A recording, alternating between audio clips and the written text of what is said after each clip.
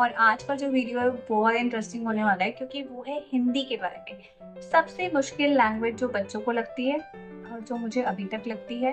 So actually क्या होता है, हम कई बार उसके लिए डिसाइड नहीं कर पाते कौन सी बुक लें कौन सी नहीं। ऐसी कोई बुक मिल जाए जिसमें सारे कंसेप्ट क्लियर हो जाए थर्ड ग्रेड और फोर्थ ग्रेड के बच्चों के। तो यहाँ पे मैं क्लास थर्ड की एक बुक दिखाने वाली हूँ जो मैंने काफी ढूंढने के बाद खरीदी और मुझे अच्छी लगी। Somehow it's good.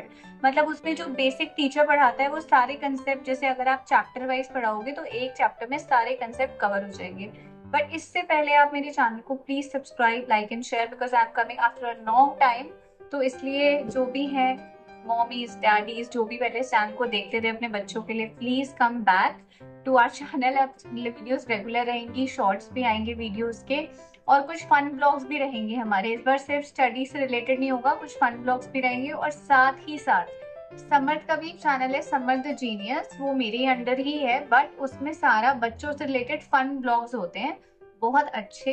No bad language, no nothing, तो आप वो अपने बच्चों को दिखा सकते हो। सो फाइनली चलते हैं और देखते हैं कौन सी बुक है। ये हमारी बुक है, जो बुक का नेम है वो मैं आपको लास्ट में बताऊंगी, ठीक है, क्योंकि थोड़ी मैं भी चालाकी करूंगी ना। वैसे तो आप लोग भी फॉरवर्ड करके देख सकते हो, लेकिन स्टिल मैंने सोचा कि लास्ट में चल के बताएंगे, सस्पेंस। सो ये मैंने अपना न्यू सेटअप बनाया है छोटा सा। ओके, ये बहुत ही क्यूट सी लाइट है, स्पीकर भी है इसमें, बहुत ही अच्छी सी है। So let's start. तो ये है हिंदी का, मैं इसका आपको समराइज करके बताऊंगी। एंड सो ये जैसे चैप्टर्स हैं, बादल दानी। ओके, सो ये जो चैप्टर्स हैं इसमें आपको पूरी पहले स्टोरी मिलती है, पूरी स्टोरी। ओके, मैं लाइट बंद कर देती हूँ, मुझे लग रहा है लाइट से ना रिफ्लेक्शन आ रही है तो आप लोग को शायद समझने में दिक्कत होगी। ओके, सो ये है जैसे हमारा चैप्टर बादलदानी। ऑफ कोर्स मैं यहाँ पे पढ़ूंगी नहीं। तो यहाँ पे जैसे आप देख सकते हो ये जो रेड से मार्क हुआ हुआ है, ठीक है, ये कुछ ऐसे वर्ड्स हैं जिनके मतलब शायद हमारे बच्चों को ना पता हो, तो उसके लिए शब्द पिटारा हर पेज पे आपको मिलेगा। बेस्ट पार्ट जो मुझे लगा, क्योंकि समर्थ के स्कूल में तो उनको ये चीज पढ़ा रहे हैं कि जो डिफिकल्ट वर्ड्स है ना, सब शब्द कोश जैसे बोलते हैं, तो वो मिलती है। यहाँ पे मैं आपको एक चैप्टर का एग्जाम्पल दे रही हूँ। शब्द पिटारा, जैसे गगन का मतलब आसमान, घटा का मतलब बदली, तो इस तरीके से। और कितना कलरफुल है, मतलब इतना कलरफुल है कि बच्चे ऑफ कोर्स थोड़ा बहुत मान जाएंगे पढ़ने को। देन ये इनका अभ्यास का सेक्शन है।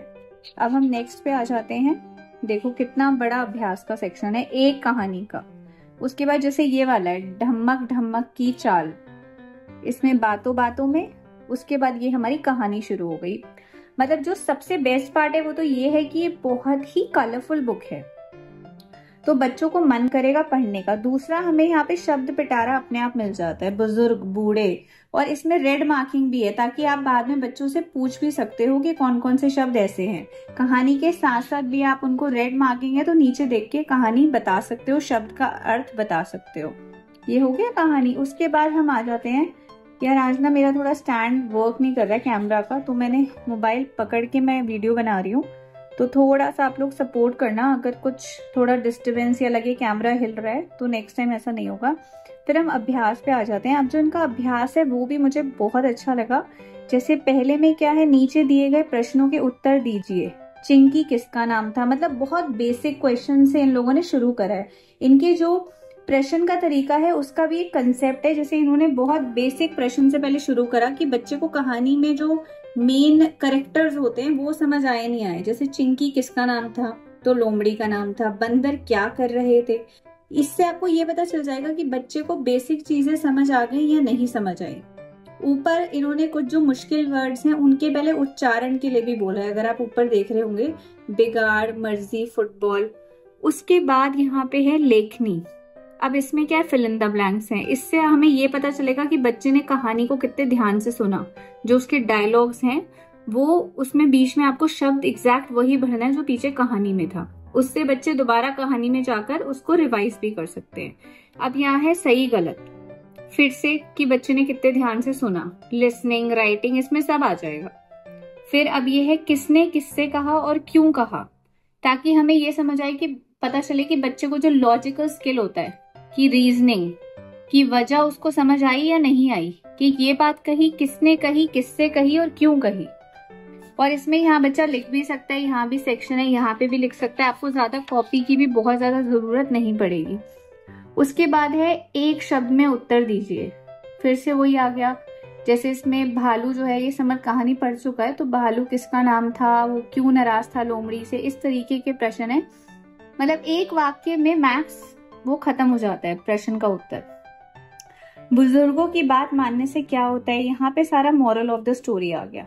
उसके बाद जिस तरीके की कहानी है उस तरीके का इन्होंने एक फैक्ट भी बताया है। जैसे यहाँ पे भालू है वो काफी मोटा है, तो उसको लोमड़ी सूमो बुलाती है, तो इन्होंने सूमो के बारे में बच्चों को यहाँ एक फैक्ट भी बता दिया, ताकि थोड़ा सा बच्चों को मजा आए, फन लगे।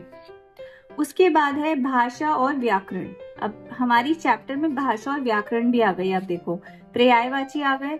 उसके बाद यहाँ पे वर्णों को अलग अलग करके लिखिए, उसमें बच्चे का स्वर व्यंजन आ गया कि बच्चे को समझ आ रहा है या नहीं आ रहा है, कौन सी मात्रा लगी है, कैसे लगी है।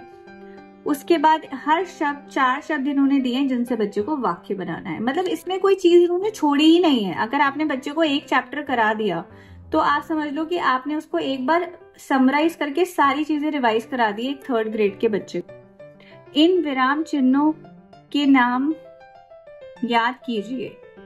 ये देखो आप, ये बहुत ही अच्छी चीज है। हमने यहाँ तक ही करा था, ये हमने नहीं करा है अभी ये वाला चैप्टर। मैंने समर को यही चैप्टर करा है, तो हमने अभी पर्यायवाची तक करा था, वो कॉपी में लिख रहा था। ये सारा हमने अभी नहीं करा है, क्योंकि मैं आपको बिल्कुल एक ऑनेस्ट रिव्यू दूंगी, वो थक गया था क्योंकि कहानी बहुत लंबी है।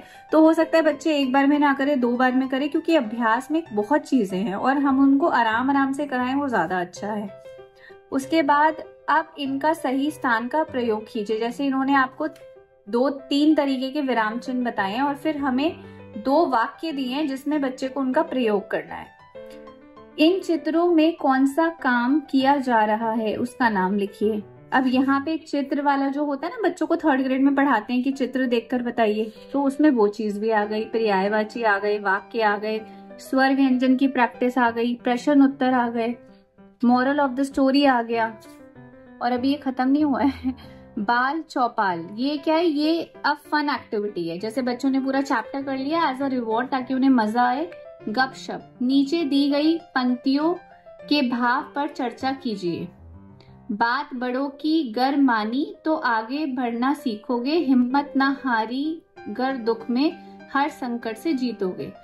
मेरी हिंदी का आप लोग मजाक मत उड़ाना, ठीक है। मैं हूँ हिंदुस्तान से, इंडिया से हूँ, बट बहुत ही ये हमारे लिए डिसरिस्पेक्टफुल बात है कि हम लोग हिंदी पे ध्यान नहीं देते।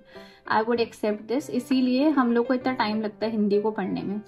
तो इससे आपको बच्चे को समझाना है कि इस बात का क्या मतलब है। फिर ये सूझबूझ सिंपल मैचिंग है, ये शब्दकोश है, इससे बच्चे को शब्द बनाने आएंगे। कल्पना, अनुमान, मेल जोल, मतलब बहुत ही अच्छी बुक है यार। मतलब बिना सोचे समझे इस बुक को ले लो। अभी तो मैंने समर वेकेशन में से एक चैप्टर ही कराया, वो भी पूरा नहीं हुआ हमारा। मतलब अगर हमने बच्चे को ये पूरी बुक अगर 3rd ग्रेड में बच्चा करने लग गया ना आखिरी तक, तो समझ लो उसकी हिंदी बहुत अच्छी हो जाएगी। राइटिंग के लिए आप एक अलग प्रैक्टिस उसको करा सकते हो। इसके अलावा भी मैं हिंदी की और भी बस कलेक्शन है, मैं लेकर आऊंगी, जिसमें आपको मैं बेसिक चीजें भी बताऊंगी अगर आपने व्याकरण करानी है, कुछ करानी है। बाकी एक बार ये मैं आपको इसका समराइज दिखा देती हूँ। जैसे ये एक रैंडम चैप्टर्स में निकाल रही हूँ, सब में कुछ ना कुछ है। अब देखो यहाँ पे सर्वनाम आ गए, उनसे, उसके, वह। मतलब मुझे लगता है ना हर अभ्यास में कुछ अलग दिया हुआ है। बहुत ही अच्छी बुक है ये तो। मुझे भी, अब मैं आगे भी देख रही हूँ इतना डिटेल में ना आप लोग के साथ, तो आप देखो कितनी अच्छी बुक है। पर हाँ, इसका एक चैप्टर इतना लंबा है कि 2 दिन लगेंगे बच्चे को करने में। अगर आपका बच्चा बहुत ही पढ़ाकू है तो एक बार में कर लेगा, नहीं तो 2 दिन में। मुझे लगता है हिंदी है ना, तो 2 दिन में एक चैप्टर कराओ आराम आराम से। मेन हमारा पर्पस होना चाहिए बच्चे को समझ आना चाहिए, ये नहीं है चैप्टर खत्म करना है।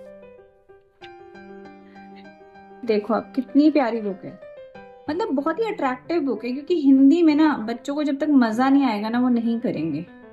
वो तो और सब्जेक्ट नहीं करते, तो हिंदी को तो छोड़ ही दो, है ना।